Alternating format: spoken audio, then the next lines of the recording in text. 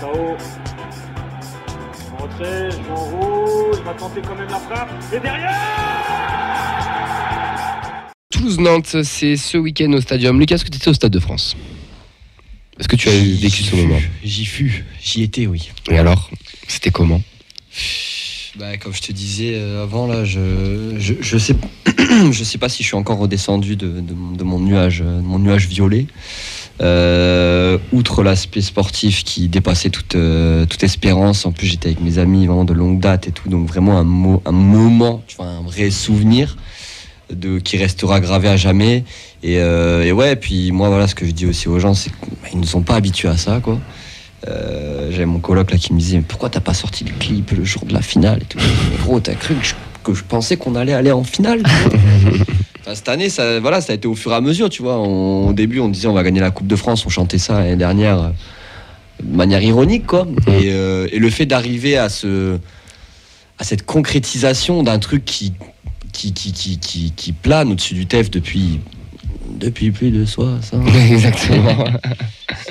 C'est quelque chose de fou que en plus moi je suis tellement heureux de voir les gens aussi qui étaient heureux. J'étais aussi à Annecy et je voyais des gens là qui étaient émus aux larmes et tout.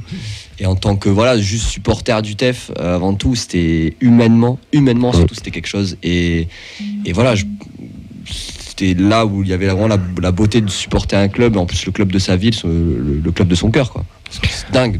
Ouais. Je m'en suis toujours pas remis. Moi, je pense qu'on te rejoint tous. Pas à part pour Annecy, parce que Nathan, il se arrête à Carca, mais Narbonne ou Carca, je sais jamais. Non, Narbonne quand même. On a fait un peu de route. La courroie de et liberté pour la courroie. On embrasse Henri. Nantes relégable, ils viennent jouer leur maintien en Stadium. Ils n'ont pas gagné depuis le 12 février face à Lorient en championnat. Mais attention, nous aussi, on n'a pas gagné depuis le 12 février à domicile en championnat. C'était une victoire face à Rennes. Ça sent pas le 0-0. Donc ça sent, j'espère pas.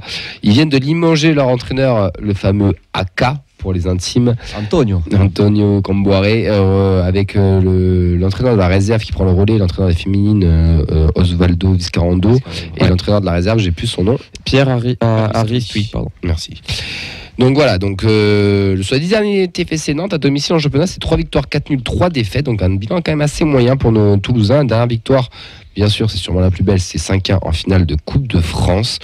Nantes recevront Montpellier, iront à Lille et recevront Angers pour jouer leur maintien. Ils ont un gros match ce week-end à jouer parce qu'ils ont quand même perdu 2-0 face à Strasbourg. C'est vraiment la descente aux enfers. D'ailleurs, Vincent nous l'a annoncé il y a 5 semaines dans l'émission que Nantes allait descendre. Il y a un gros match à jouer au Stadium, messieurs. Comment vous le sentez, ce match, cette revanche de la Coupe de France ? Ça risque d'être un peu compliqué face à une équipe de Nantes assez revancharde. Il peut y avoir le déclic psychologique, avec forcément quand tu as un entraîneur qui saute et le nouveau duo donc mis en place. Des joueurs, je pense, qui viendront le couteau entre les dents. De leur côté, je vois pas comment tu peux quand même. T'as la moitié de l'équipe qui était quand même présente pour la Coupe de France l'an dernier, qu'ils ont gagné. Donc c'est quand même des compétiteurs, les mecs. C'est pas des mecs qui sont là par hasard. Et de notre côté, voilà, j'espère que ce sera quand même notre match que celui qu'on a vu contre Ajaccio. Il y a toujours cette ce sera un match toujours à part maintenant. Quand on évoquera des Toulouse-Nantes, on saura que c'est voilà, ça nous rappellera toujours cette finale de Coupe de France. J'espère voir du spectacle. Ça va être une belle fête aussi en tribune pour nous rappeler de ce moment. Et j'ai toujours en tête qu'il y a 2 ans, on a échoué un barrage. On a échoué un barrage contre Nantes, donc je trouve que la boucle serait bouclée. Voilà, je n'en dirai pas plus. Non, ça va être le dernier match au Stadium avec un peu d'enjeu. Puisqu'après, je crois qu'on reçoit au Serre. Voilà. Mais ce sera mon anniversaire le lendemain, donc c'est un match en jeu. On peut se maintenir officiellement. Oui, voilà, donc on peut se maintenir. On est maintenu.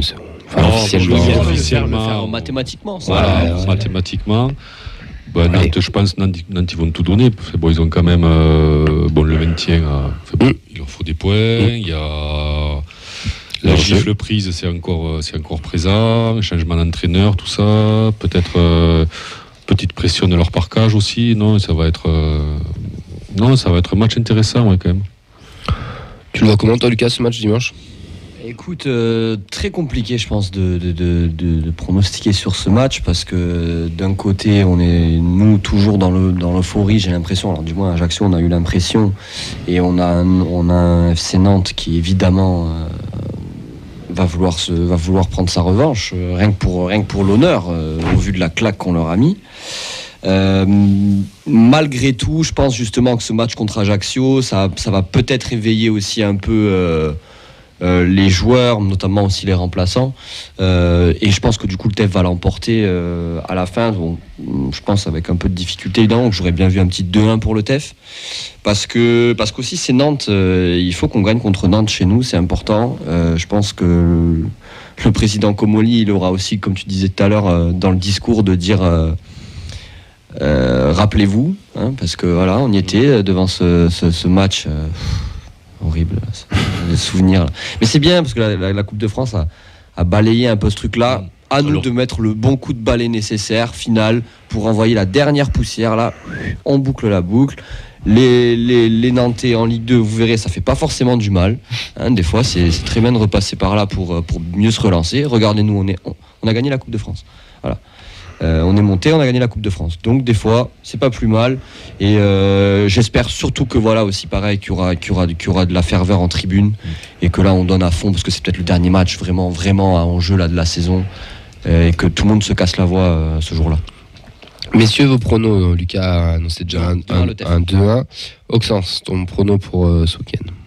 Alors déjà, j'avoue que j'aimerais pas être à la place des Nantais parce que je pense qu'ils vont se prendre un accueil très très très difficile, et c'est pour ça que avec tout ce que vous avez avancé, je vois bien une petite victoire, même 1-0 je prends. Amunich. Peter Amunich. Allez, hein. Je viens pas du tout forcer la main en plus, c'est bien. Hein. Ah ça va, je déconne. Non, un petit buteur, un petit coup franc de Branco. Putain, ça fait longtemps. Allez, ouais, c'est vrai. Ça fait longtemps. Pourquoi pas? Nathan. Je l'attendais. 1-0 d'Alinga. Tu parles beaucoup pour un Corse quand même. 1-0 d'Alinga et un pénalty non sifflé pour Nantes en fin de match. Voilà, je dis ça. Vraiment bien bouclé, quoi. Bien bouclé. Pour vraiment bien boucler la boucle. D'accord. Ouais, moi je vois 2-2. C'est bien aussi ça. Ouais, Nantes va gagner 2-0, puis bon, on aura un sursaut d'orgueil. Voilà, on aura un sursaut d'orgueil, et puis on va égaliser. Non, parce qu'en finale, quand même, on a vu vachement de réalisme, je trouvais quand même. Un nul nous suffirait à nous maintenir en plus, il me semble. Voilà. Ouais. Donc un nul 2-2, 4 buts. C'est pas plus mal. Hein. Voilà. Pour le spectacle. Ouais. Bah, je pense qu'on gagne 3-0. Vraiment, 5-1 tant que tu y es, non? Combien? Ah non, pardon. Ouais, non. Non, je dis 5-0, non, pas deux fois. Non, je pense, j'y crois pas, au truc de déclic du nouveau coach, surtout aussi tardivement. Et puis il faut bien qu'on finisse par gagner un match à domicile aussi. Et il y a la double symbolique, comme on disait, ce qui a été dit là. Donc je pense qu'il y a vraiment sur ce d'orgueil des joueurs. Puis je pense que même quand t'es joueur, t'es pas très satisfait d'avoir une série pas top à la maison et de rester sur une perf pas faux folle non plus à l'extérieur. Je pense qu'il y a vraiment ce sursaut. Ils vont se dire, allez, il y a un truc à chercher, c'est quand même le maintien. Il y a une symbolique aussi. Et après, ils pourront être tranquilles. Donc je pense vraiment que ça gagne assez largement. Bien confiant, les gars. Mais moi, je le sens pas du tout ce match. Je pense qu'ils vont venir le couteau entre les dents, qu'ils vont nous surprendre et Alors, mon côté supporter, j'ai envie de leur mettre une nouvelle pinée et j'ai envie de les enfoncer, de les envoyer en Ligue 2. Mais objectivement parlant, les poutrés, tu veux dire? Ouais, les poutrés, ouais. mais objectivement parlant, je pense sincèrement que ça va être un match très compliqué. Quand je vois la prestation qu'on a fait à Ajaccio, c'est où on a un sursaut d'orgueil. Dans ce cas, ça se passe bien et je me rapproche plus d'un Fred avec son 2-2 ou même 2-1 ou quoi de Lucas. Mais moi, je pense qu'un vieux 1-0 bien dégueulasse pour Nantes, et il faut faire attention aussi parce qu'ils jouent leur maintien. Nous, on n'a plus rien à jouer, on s'en balèque. Genre, on a gagné la Coupe de France et tout. Il y a quand même une certaine rivalité aussi. Ils vont vouloir aussi se venger du souillage qu'on leur a mis en finale, parce qu'on les a souillés en finale, je suis désolé du terme, mais 4-0 en 28 minutes, c'est comme ça. Mais moi j'ai peur de ça, et j'espère qu'ils seront concentrés et qu'ils seront avertis de tout ça, et j'ai confiance en Philippe Montagnier pour les remettre dans le droit chemin.